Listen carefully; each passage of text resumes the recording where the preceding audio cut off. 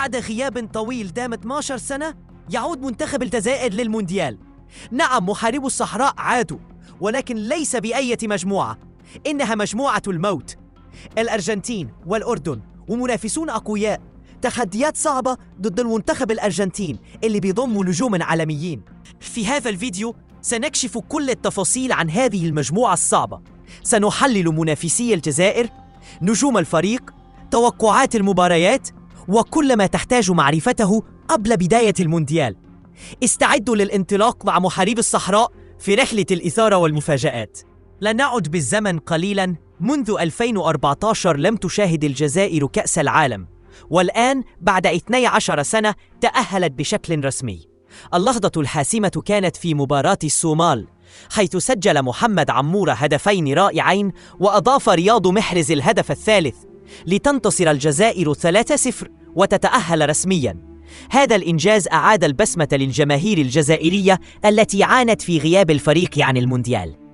مجموعة الجزائر جاءت بعد جهد كبير طوال التصفيات، حيث تصدرت المجموعة ب22 نقطة، محققة سلسلة من الانتصارات المباشرة والنتائج الكبيرة. أول منافس للجزائر سيكون الأرجنتين، بطل العالم ولاعبين على أعلى مستوى. ستكون اختباراً صعباً لمنتخب الجزائر، خصوصاً ليونيل ميسي السابق إن كان موجوداً كرمز. نجوم أرجنتينيين شباب، هجوم شرس من الأطراف. إن ننسى فريق دفاعي قوي يعتمد على الانضباط التكتيكي. الجزائر بحاجة لتجاوز الحواجز الدفاعية والتنظيمية للننسى لتسجيل أهداف مبكرة. هنا تكمن أهمية اللعب الجماعي والاستفادة من الهجمات المرتدة. الأردن ربما يكون الفريق الأقل شهرة في المجموعة، لكنه ليس خصماً سهلاً.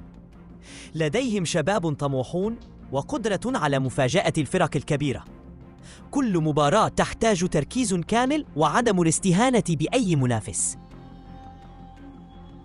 من ينسى روح القتال التي ميزت لاعبين مروا على المنتخب وجعلوا العالم يحترمنا؟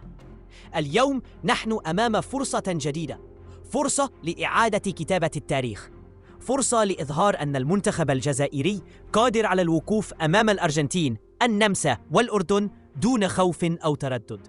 فرصة لنثبت أن كرة القدم ليست مجرد أرقام واحتمالات، بل هي روح وشغف وإصرار، وهي بالضبط الأشياء التي يتقنها الجزائريون أكثر من أي أحد آخر. قد تكون المجموعة صعبة، قد تكون مجموعة الموت، لكننا تعلمنا عبر السنين أن الجزائر تكون في أقوى حالاتها حين يعتقد الجميع أنها ضعيفة. تعلمنا أن المستحيل كلمة لا وجود لها في قاموس الجزائريين. تعلمنا أن كل مباراة يمكن أن تصبح معركة مشرفة إن حضر القلب وإن حضر الجمهور وإن حضر اللون الأخضر. أننا سندخل كل مباراة بروح واحدة، روح الجزائر، وسنواجه كل خصم بشجاعة، شجاعة محاربي الصحراء. وسنحلم، نعم سنحلم، لأن الأحلام الكبيرة تبدأ من الإيمان، والإيمان هو ما يميز كل جزائري. اكتبوا لنا في التعليقات، هل تعتقدون أن الجزائر قادرة على صناعة المعجزة؟ من تتوقعون أن يكون نجم المنتخب في هذا المونديال؟ وكيف ترون أول مباراة ضد الأرجنتين؟ ولا تنسوا الاشتراك، الإعجاب، ومشاركة الفيديو مع كل عاشق للمنتخب الوطني ليصل صوت الجزائر للعالم بأكمله. كنت معكم، نلتقي في فيديو جديد، وإلى ذلك الحين دعوا قلوبكم خضراء وروحكم محاربة، لأن هذه هي الجزائر وهؤلاء هم محاربو الصحراء.